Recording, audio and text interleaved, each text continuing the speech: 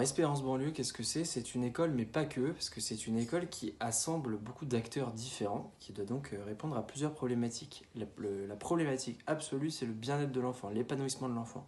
Et pour répondre à tout cela, eh bien, se côtoient des enfants, des professeurs, des éducateurs et des bénévoles, ainsi que bien sûr les parents qui sont les premiers éducateurs de leurs enfants. Et c'est tout ce monde-là qui cohabite dans une école Espérance banlieue qui est donc vraiment une petite société à part entière. Et pour que tout cela fonctionne, eh bien, elle s'appuie sur 3 axes. Le premier axe, c'est le scolaire, ce qui est logique pour une école. On s'appuie sur le savoir-faire scolaire en utilisant des méthodes de manipulation, de mise en mouvement de l'enfant, puisque c'est comme ça qu'il apprend le mieux. Différentes méthodes, Montessori, Singapour, etc., tant qu'elles mettent l'enfant en action. Le deuxième axe important pour mettre en mouvement tous ces apprentissages, c'est le savoir-être éducatif. L'enfant doit être débloqué dans son appartenance au groupe, dans son rapport avec les autres et dans son rapport à l'adulte. Il faut qu'il se sente à l'aise et c'est seulement alors qu'il pourra travailler scolairement en sérénité. Pour ce faire, beaucoup de choses existent, beaucoup d'outils, notamment les équipes par exemple, entre autres choses. Et puis le troisième axe, c'est le savoir-vivre culturel, c'est-à-dire la façon d'apprendre le patrimoine qui nous entoure, que ce soit par le biais de visites, de sorties, d'ateliers, de mille et une choses qui font que l'enfant, en plus de ça ou ses cultures d'origine, découvre le patrimoine culturel français et se sent appartenir à l'école, au groupe qui l'entoure et à la société dans laquelle il vit. On lève 3 drapeaux, l'école, la France et l'Europe. C'est ce tout, cet alliage intégral qui fait que l'enfant pourra sortir épanoui d'école. Bonjour, je suis Abiba Mansouri, maman de 3 enfants scolarisés au cours La Passerelle à Pierre-Bénite. Elles étaient scolarisées auparavant au cours L'Accordé à Roubaix, dans le nord de la France. Et lorsque nous avons changé de région, c'était important qu'elles retrouvent une école du réseau Espérance banlieue. C'était important par rapport aux effectifs réduits des classes. Donc ils sont maximum 15 par classe et ça permet vraiment un accompagnement individualisé de chaque élève.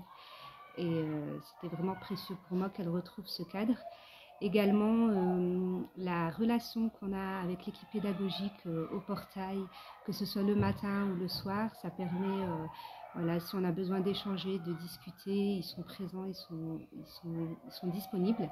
Et également, s'il y a une problématique avec notre enfant, on est assez vite tenu informé et on trouve des solutions ensemble pour le bien-être de notre enfant.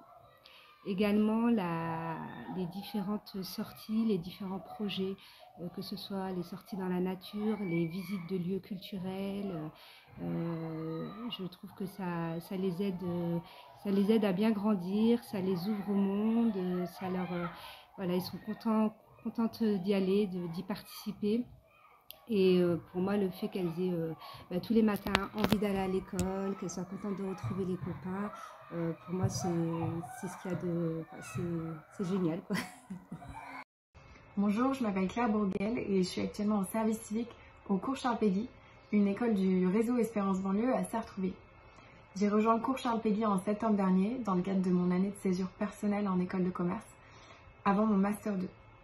C'était une évidence pour moi de rejoindre le domaine de l'éducation, mais c'est vrai que ça me tenait à cœur de trouver une école qui avait ce suivi, ce lien personnalisé avec les élèves afin de les aider à mieux grandir. Ce qui est appréciable et je pense assez exceptionnel au sein de ma mission ici, c'est justement la diversité des missions qui me sont proposées et confiées. Il y a évidemment à la fois tout cet aspect vie scolaire, avec la surveillance des récrés, des déjeuners, l'animation de jeux, surveillance des études, mais également une partie scolaire. Je donne des cours de soutien individuel et des cours d'art plastique. Et enfin, tout ce qui touche à la communication, la gestion d'événements, de l'image de l'école. Et c'est ce qui, je pense, rend ce service civique particulièrement unique.